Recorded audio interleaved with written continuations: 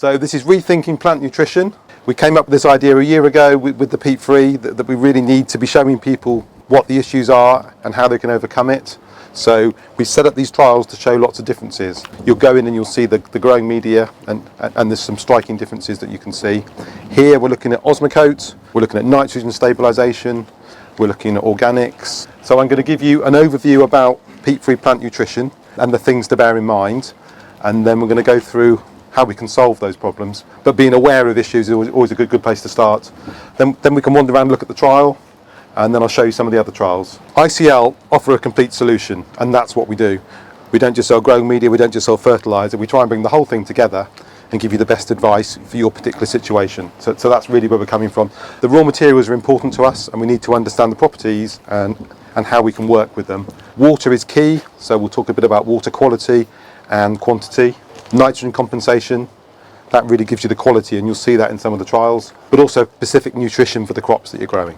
In the past, for peat-free, we just had 3 materials. We had one wood fibre, which we call fibre grow, and then we had coir and bark. You'll learn more about those raw materials today, but there's 4 fibre grows, so we can have specific properties, we can blend them together, and we know what the water air properties will be. So it's a big step forward, and it's a bit like going back to peat and having different grades and really understanding what you're doing. The biggest thing in the trials, and you'll see some of the data loggers in there, the water holding and the airfield porosity, and it's getting the balance right for your crop. So if you've got a crop outside, we don't want to hold too much water in the winter, we don't want the air content too high, because you'll get a lot of leaching, lots of water. So it's the balance between the two that works. And we found with one raw material, if you go sort of above 40%, you start to affect the mix. So if you can blend different grades together, it can be much more consistent, and the water air properties are better, and that's what you'll see. So peat alternatives tend to have higher pHs, and that's always been a little bit of an issue. We've got some ericaceous plants here, some heathers I can show you, so it is possible, but we just need to be aware of the potential problems with pH, and we'll come on to that. They tend to have less lime in there because we don't need to raise the pH in the same way that we do with peat. So the levels of calcium and magnesium are lower, so we need to take account of that in the nutrient plan as well. And quality control is really important. So with the wood fibre, it's a manufactured product, we know exactly what it is.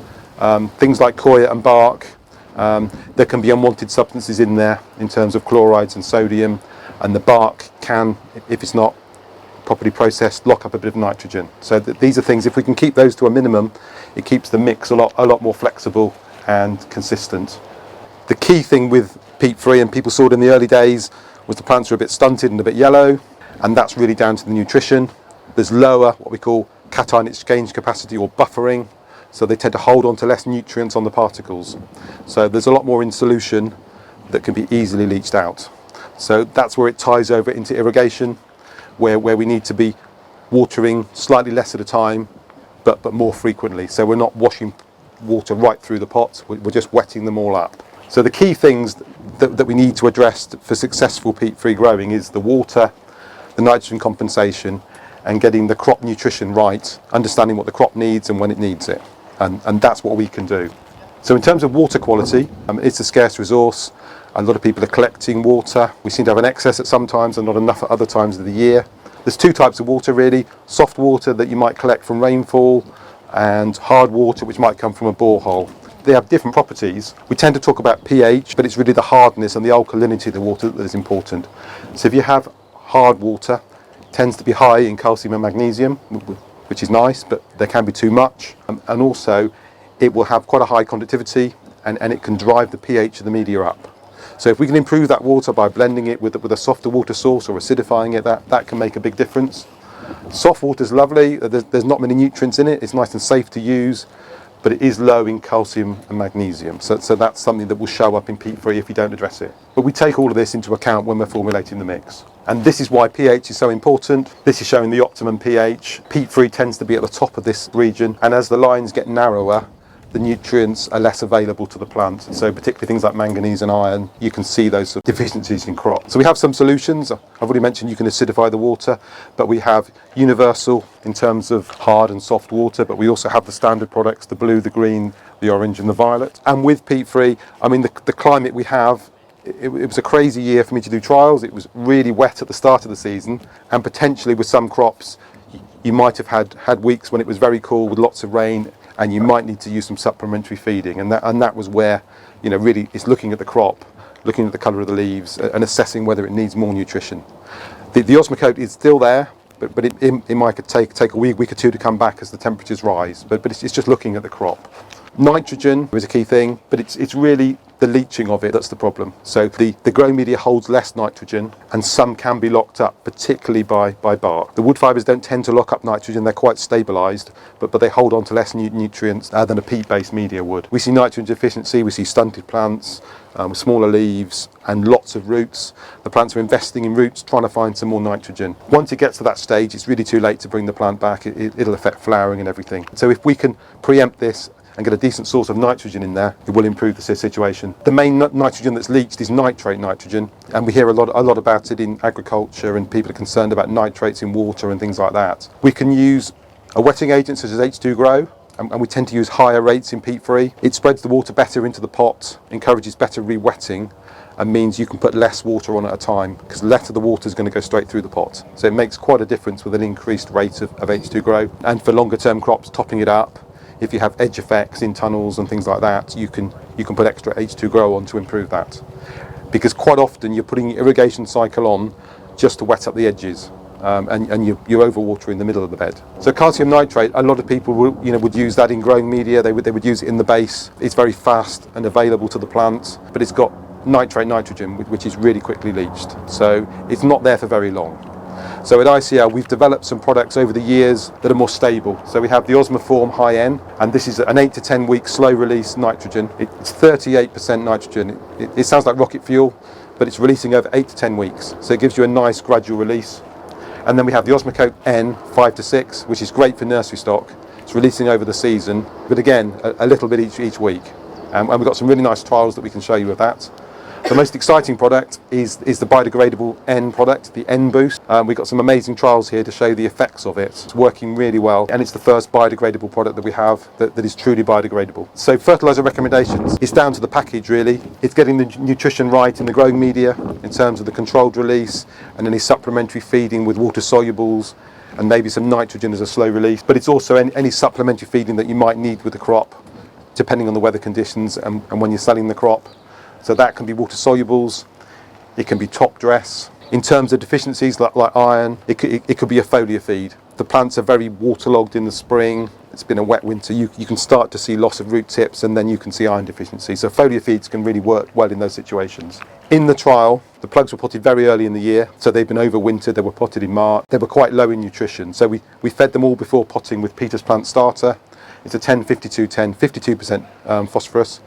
It gives the energy to the plugs, and it encouraged the rooting and early formation of buds, and they got away really well. So we put it on once in the plug tray, and then we put it on a week later when they were potted up. It's a very safe product. It's very low in conductivity, so you can use it at up to 2 grams per litre quite safely on young plants. So we're always backed up by the Angela Webb software, so we know lots of crops. We've got nearly 1,000 crops within the system, and we know what daily or weekly demand for the crop is, and we can match in your water and the Osmocote that you're using, and really see where you are with the feed, whether you're a bit low and you might need to supplementary feed, or whether you're higher. So there's always the option of the combination of Osmocote with water solubles or a higher amount of Osmocote, depending on your crop and what you're doing. But we can generate a lot of curves to show the release of Osmocote in different conditions. I'm going to take you through some of those to explain the trials that we've done. So the Angela Webb predicts the release of Osmocote. We've got it from our data and the specific way that Osmocote is made. We know what the release will be. So we've got more and more data now. Traditionally we've used air temperatures and weather stations. Now we're using loggers in pots, and we're looking at the actual pot temperature to predict the release. And it's quite interesting. The peat-free pots are generally warmer than the peat-based mixes, so they can get a slightly better release of the Osmocote. So within the trial here, the Osmocote trial, we have shrubs and perennials. So it was quite extensive.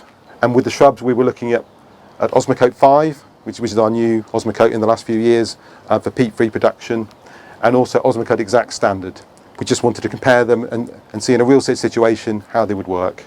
In the perennials, we looked at Osmocote 5 again, but this time compared with the High K product. Quite a few people have used High K products, but it's the combination with peat-free that they need a bit more nitrogen. Is that going to work? So we've got them here. We then wanted to compare different longevities. So a lot of people are using 12 to 14 month products, but I wanted to show the effect of an 8 to 9 and even a 5 to 6 with some perennials. It could be an option if you're selling them earlier.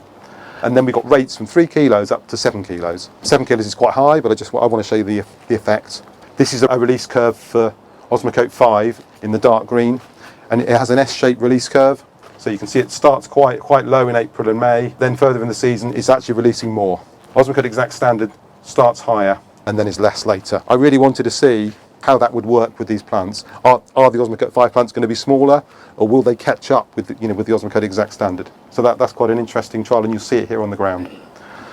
The other thing I wanted to show was the effect of different rates, so using 4, 5 and 6, and to show you the potential plant you could have had with a higher rate. And it's a nice thing to see in the trial. The other thing was the longevities. A 5 to 6, an 8 to 9 and a 12 to 14 all have the same nutrition in the granule.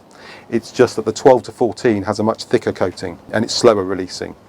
So you could use 4 kilos of a 5 to 6 and that would be equivalent of 5 kilos of an 8 to 9 or 6 kilos of a 12 to 14. So you can see the potential there. If you have a shorter term crop, you could actually use less fertiliser and save some money if you were selling the plants. But there's always the discussion about when do you sell the plant? Are you keeping some of the plants? Does the customer want some release in the garden as well? So I did all the trials down at Efford Nursery, which is not far from my house. We have 19 beds of plants. There's over 3,500 plants. I mixed all the compost myself, over 120 mixes, and potted every plant. So I've lived and breathed this trial. This is the nursery. I don't know if you can see the picture. Every row has 180 plants. So we have 18 plants per treatment. I brought 3 here of each to show you. We built a rig here which catches the leachate.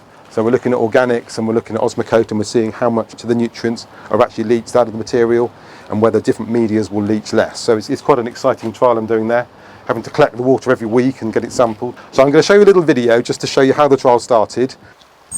Now this is our Osmocote trial for 2024. We have 10 treatments here and we're looking at different rates of Osmocote 5 and also different longevities.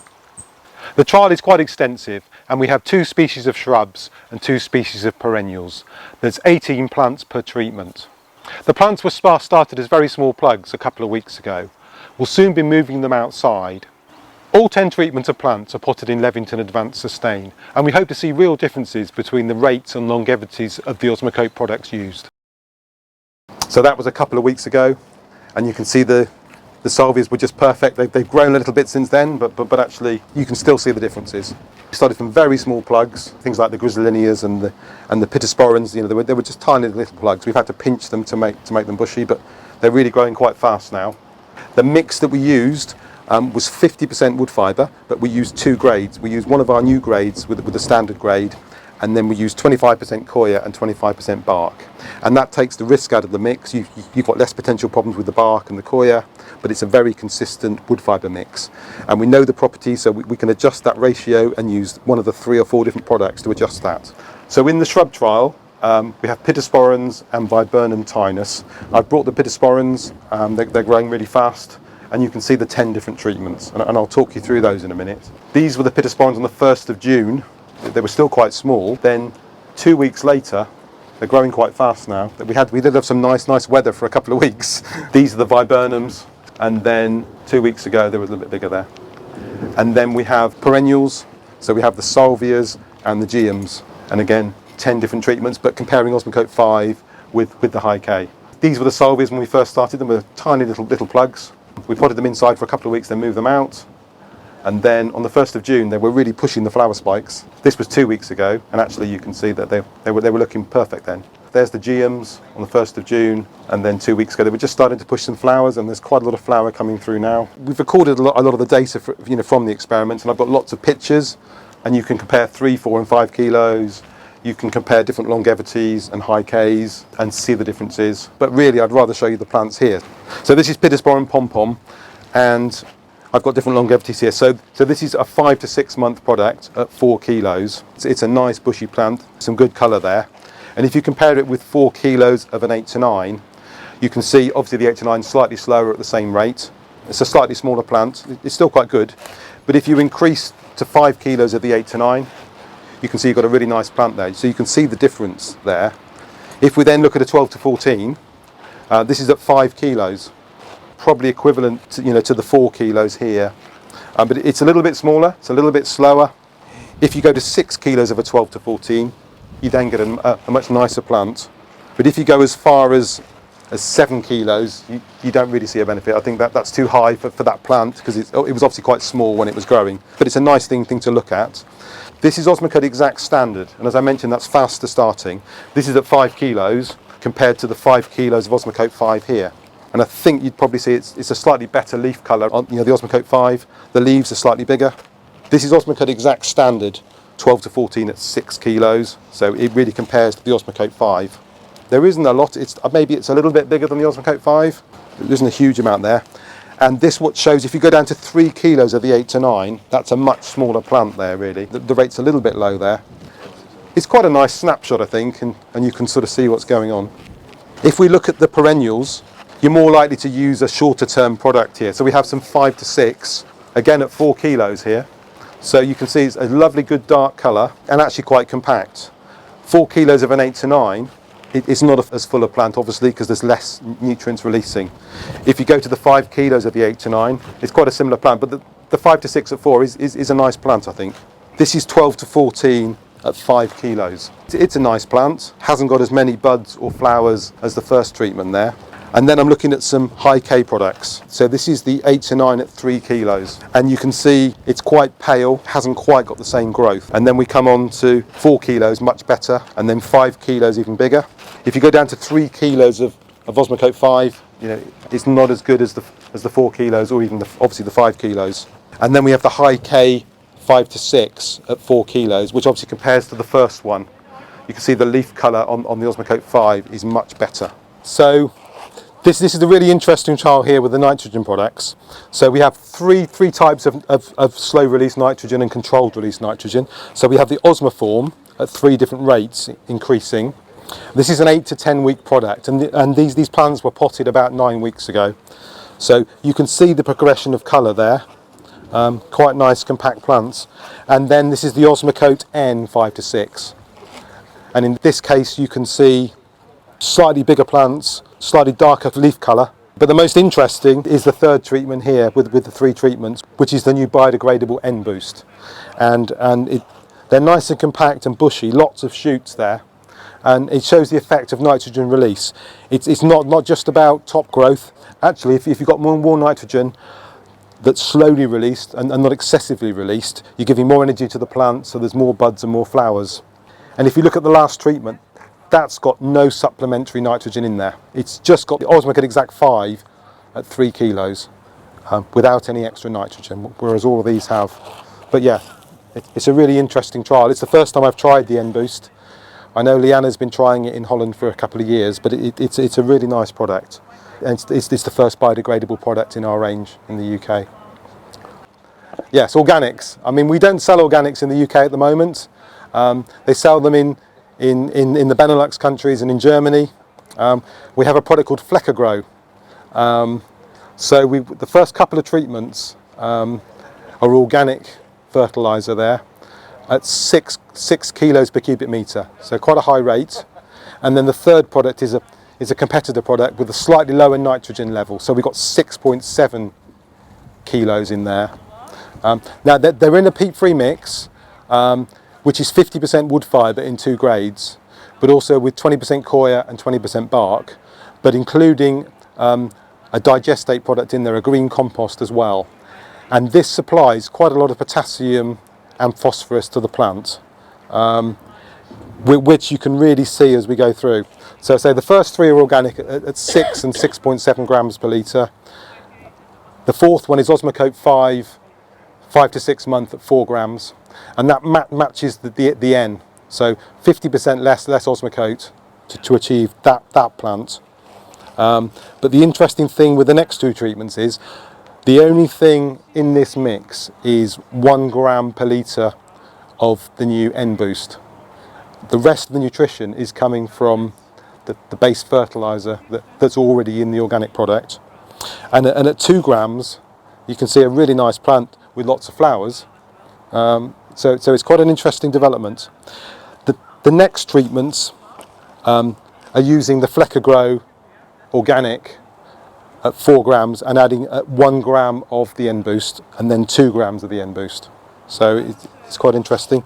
And then this is the Osmocote 5 to 6 at 4 grams plus 1 gram of the N-Boost. So yeah, it's quite an interesting trial to look at. There is a little bit of interest in organics, but I want to understand it.